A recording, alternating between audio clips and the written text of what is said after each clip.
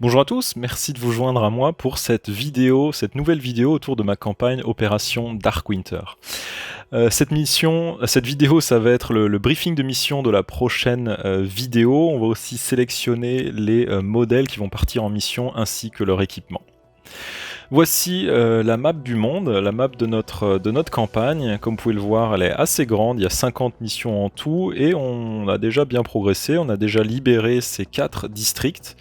Dans la dernière mission, on a attaqué Fort Green et on a sauvé le docteur Jessica Kendall qui a divisé par 2 le temps que mettent mes figurines à se soigner. En l'occurrence, un de mes figurines blessées maintenant, au lieu d'être disponible dans 8 tours, il sera disponible dans 4 tours, 4 parties.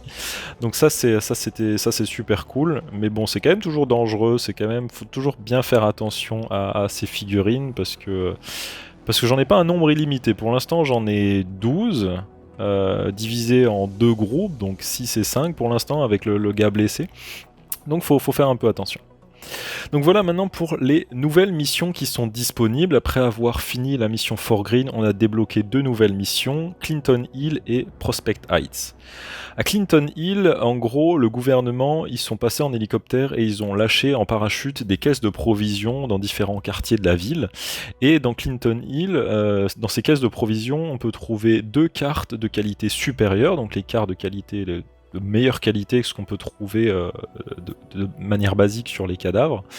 Et on va trouver aussi une technologie de la division, donc qui est les trucs assez puissants utilisés par les agents de la division. Aujourd'hui, sur un de mes agents, justement celui qui va partir en mission, aujourd'hui j'ai pas... il a que des capacités assez simples et pas offensives surtout. C'est des capacités assez défensives ou qui lui permettent de révéler les jetons ennemis, mais j'aimerais bien qu'il ait des technologies un peu plus puissantes. Donc ça pourrait être intéressant. Et les 2 cartes supérieures, encore une fois, ça c'est très intéressant parce que on manque aujourd'hui toujours d'armes et d'équipements. Dans la mission Prospect Heights, ça va débloquer accès à Paul Rhodes, qui débloque une nouvelle règle pour cette campagne, et ça débloque aussi un fusil de précision. Cette nouvelle règle, en gros, une fois que cette mission est finie, on va pouvoir placer une figurine équipée d'un fusil de précision quelque part près du plateau, pas forcément sur le plateau, quelque part près du plateau, ça peut être sur une étagère ou sur une boîte, pour simuler le fait qu'on a un tireur de précision qui se met en position, mais qui n'est pas directement présent sur le plateau, parce que généralement les tireurs de précision ils se mettent assez loin du combat, ils se mettent pas sur un bâtiment juste à 30 mètres des ennemis. Donc l'idée c'est vraiment de placer ce gars près du plateau, comme dit sur une étagère par exemple, pour avoir l'idée de pouvoir vérifier sa ligne de vue sur le plateau. Et donc voilà, cette mission permettra d'utiliser un sniper et de le mettre en position près du plateau. Donc ça peut être très, très intéressant. Ensuite, dans les missions qui étaient déjà disponibles, on a Navy Yard qui va en gros donner 3 véhicules, et ces véhicules permettent de choisir le point d'entrée quand on arrive sur le plateau. Aujourd'hui, le point d'entrée il est sélectionné de manière aléatoire, ça peut être sympa. On a cette mission, celle-là, je veux vraiment attendre avant de la faire, je veux attendre d'avoir plus de force dans ma JTF, plus de modèles dans ma JTF, parce qu'ils vont tous recevoir un point bonus, donc je vais un peu attendre. Dans Cobble Hill, on a une grenade fumigène et un nouveau personnage, ça peut être assez cool aussi d'avoir un nouveau personnage, et la grenade fumigène peut être aussi assez intéressante.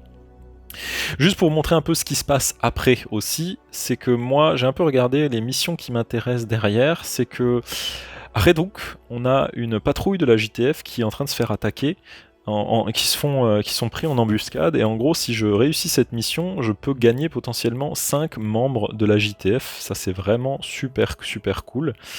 Donc voilà, ça je peux gagner ces 5 modèles, ça peut être super. En plus de ça, ici, Carol Garden, il y a un silencieux maison, ça peut être intéressant. Ici, à Bedford Stuyvesant, on a un agent de la division. Aujourd'hui, on en a que 2. J'aimerais vraiment bien en avoir un nouveau. Je peux toujours en avoir un de manière aléatoire. Si par exemple à Red Hook, vu que je les sélectionne de manière aléatoire, je peux tomber sur un agent de la division. Mais ici, au moins, c'est sûr que je tomberai là-dessus. Et à Williamsburg, je gagne aussi 3 nouveaux personnages. Donc voilà un peu les missions qui arrivent derrière. Et pour cette prochaine mission, ce que j'ai décidé de faire, en fait, ça va être de me diriger vers Red Hook. parce que je veux vraiment débloquer ces 5 nouveaux personnages et créer cette 3e équipe qui va me permettre de... En gros, dans cette campagne, ce que j'ai pas encore montré parce que j'ai pas encore assez de modèles, j'ai un système de renfort. Et si par exemple dans une mission, je vois que ça pue, je vois que je me fais attaquer de tous les côtés ou je vois qu'il y a trop d'ennemis, je peux appeler des renforts si j'ai une radio, mais j'en ai une dans une de mes équipes. Et en gros, quand j'appelle des renforts, je prends dans les forces que j'ai de disponibles et j'appelle une 3e équipe qui va arriver sur le plateau et va venir m'aider. Et cette équipe, pour l'instant, j'ai pas assez de modèles pour la former. Et débloquer 5 membres, là, ça me permettrait de débloquer cette règle et de l'utiliser. Donc voilà, pour cette prochaine mission, ce qu'on va faire, c'est aller à Cobble Hill et on va devoir stopper un signal de propagande qui a été mis en place dans ce quartier, qui a été mis en place par la faction des Rioters. Donc ça, c'est notre prochain objectif pour la prochaine mission. Et maintenant, on va passer à la sélection des modèles et on va voir leur équipement. Donc voilà les modèles qu'on a de disponibles pour cette mission. En l'occurrence ici en premier on a John Grimes qui en fait lui c'est justement le gars qui a été blessé lors de la mission précédente. Donc lui en fait il n'est pas disponible, je vais simplement le déplacer, le mettre hors combat. Il possédait un Uzi silencieux qui est une arme assez cool. Le problème c'est que dans cette équipe, j'ai déjà 3 armes silencieuses, alors que dans l'autre, j'en ai une et demie avec le silencieux de fortune. Et j'ai vraiment envie que mon autre équipe a un peu plus de chance à tirer avec des armes silencieuses. Donc je vais prendre ce silencieux et le laisser de côté, ce qui permettra à l'autre équipe, pour la mission suivante, d'avoir cette arme. Donc ensuite ici on a Nick Hayat, mon agent de la division, qui a un pistolet silencieux, 2 technologies de la division, 2 habilités et un gilet pare-balles. Donc lui il a pas mal de stuff. On a Louis Alexander, notre civil qui pour l'instant n'a pas d'armes, il n'a pas encore participé à une seule mission. On a John McClane, notre détective, qui par défaut il avait son SIG P226, et dans la dernière mission il a trouvé un AK-5C, donc assez cool. Ensuite, on a Brian Gamble, officier du SWAT, qui lui est équipé d'un MP5 SD6, donc une petite mitraillette silencieuse, et d'une radio. Encore une fois, la radio, pour l'instant, elle permet de rappeler du renfort, mais elle me sert à rien vu que j'ai pas encore d'équipe de renfort. Et ici, on a notre gars de la garde nationale, Dante Adams, qui était parti en mission avec un Kimber K6S dans la dernière mission, mais il a aussi trouvé ce pistolet silencieux. Et donc en fait il a simplement pas besoin de ce petit pistolet silencieux, et pareil pour John McClane, il n'a pas besoin d'avoir 2 armes. Et en l'occurrence John McClane, je vais lui laisser équiper le P226 parce que tout simplement déjà parce que la figurine elle est équipée de ce pistolet et je trouve ça assez cool qu'au niveau équipement il soit pareil. Par contre Louis Alexander, comme vous pouvez le voir, il a un fusil d'assaut. Et du coup ce que je vais faire c'est simplement prendre le fusil d'assaut et l'équiper sur Louis Alexander. Donc voilà, lui il a une shooting stat qui est pas trop mal, 2-3. La défense elle est pas terrible, mais bon c'est le cas de la moitié de mes figurines. J'ai loupé le jet pour la défense sur presque toutes mes figurines, pas top. Mais donc voilà, lui il a un AK-5C. Le Kimber K6S, je vais le mettre de côté. Qui pourra m'être utile si je débloque des nouveaux personnages. Donc là on est pas mal. Voilà pour mes modèles. Par contre ce qui me reste aussi c'est deux équipements ici. On a un viseur holographique qui va me permettre de gagner +1 sur les jets de visée, et aussi cette poignée qui va me permettre de faire un nouveau jet si je loupe quand je fais des rapid fire ou des automatiques ou sustain fire. Donc en gros je peux relancer certains dés. Et je vais simplement prendre ces 2 accessoires et les équiper sur cette arme ici parce que c'est la seule simplement qui a des rails situés en dessous pour accrocher la poignée et au-dessus qui me permettra d'accrocher le viseur holographique. Toutes les autres armes que j'ai pour l'instant ne permettent pas d'attacher ce genre d'accessoires. Donc voilà un peu pour mon équipement. Il me reste un sac à dos pour l'instant, j'ai pas assez d'équipement donc j'en ai pas besoin. Je vais mettre aussi ça de côté, donc voilà ce qui me reste comme équipement de côté que je ne pars pas en mission avec, donc c'est vraiment pauvre, je suis vraiment pauvre en équipement. J'espère pouvoir fouiller un peu plus de cadavres pour la prochaine mission. Et voilà notre équipe pour la prochaine mission, 5 figurines. Et voilà, j'espère que ça va bien se passer. Avant que je vous laisse, je voulais vite fait vous introduire à 3 nouvelles règles que je vais utiliser à partir de maintenant pour ma campagne. Cette campagne, elle est toujours un peu work in progress, c'est-à-dire que je suis toujours en train de travailler sur les règles afin de les améliorer, de leur ajouter plus de profondeur. Et aussi, je vais tester certaines choses comme cette première règle qui va être la gestion du rechargement des armes. En gros, je me suis aperçu que généralement quand je tire toujours en rapid fire, donc en double tir, en tir rapide, ou alors je tire en automatique avec les mitraillettes, ou en sustain fire, en tir soutenu. En gros, je tire beaucoup, ça lâche beaucoup de balles, et généralement c'est toujours un kill sur l'ennemi.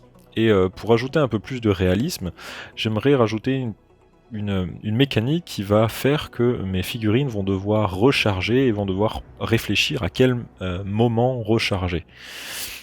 Donc ce que j'ai mis en place, c'est que pour chaque arme, en fonction de la taille de son chargeur, chaque arme va commencer avec un nombre de tokens de jetons de munitions. C'est dur de traduire en même temps que je regarde les règles en français. Donc en fait, chaque arme va commencer avec un nombre de munitions différentes, de jetons de munitions différentes. Et en fonction de son type de tir va consommer un nombre de jetons différents. Donc par exemple, si on prend une M4, un fusil d'assaut standard qui a un chargeur 30 coups, il va commencer avec 5 jetons de munitions. Un tir standard va lui consommer un jeton, donc il va pouvoir faire 5 tirs standards, donc pendant 5 tours de jeu différents, il pourra tirer 5 fois. Il pourra aussi faire un rapid fire, donc un tir rapide, celui-là consomme 2 jetons. C'est-à-dire qu'il pourra, tour 1, il tire en rapid fire, il consomme 2 jetons. Tour 2, il tire en rapid fire, il consomme 2 jetons. Tour 3, s'il ne recharge toujours pas, il ne pourra plus faire de rapid fire, il pourra que faire un standard fire. Et voilà, c'est ça, l'idée est assez simple. Et aussi, ce que je rajoute, c'est du coup, on peut recharger, par contre le rechargement remplace l'action de tir, remplace l'action de combat. Donc je pense que cette règle peut rajouter pas mal de tactiques et pas mal de stratégies dans l'aspect...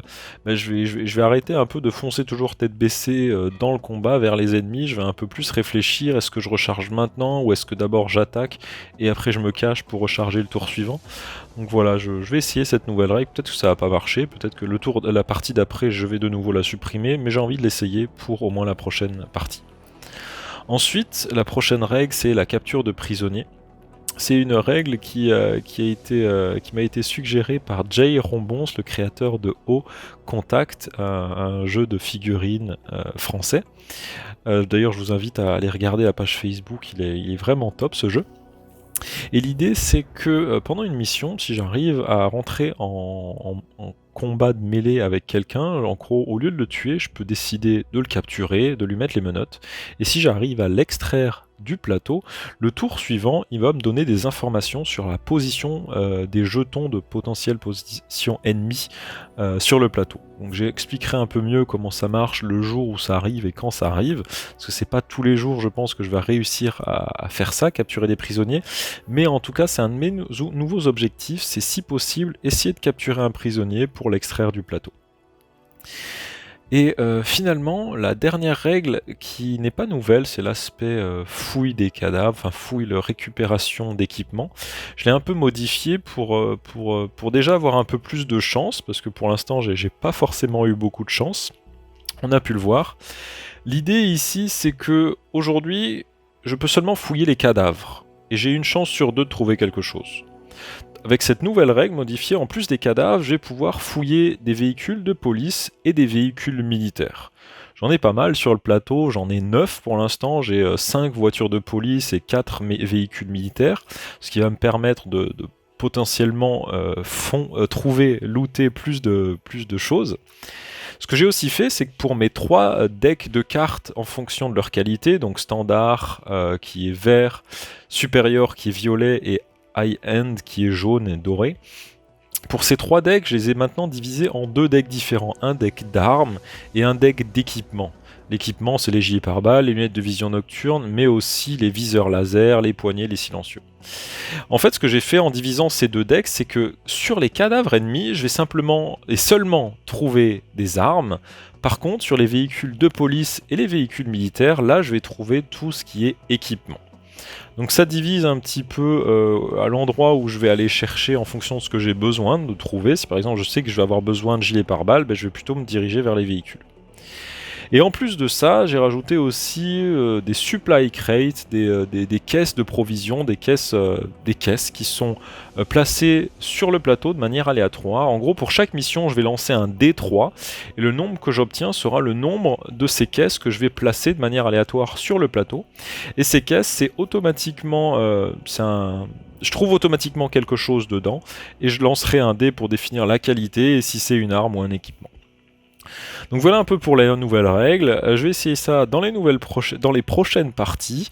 Et puis n'hésitez pas à me dire en commentaire ce que vous en pensez. Et voilà, merci à tous de m'avoir suivi pour cette nouvelle vidéo. Et je vous dis à bientôt pour la prochaine mission. Salut, salut!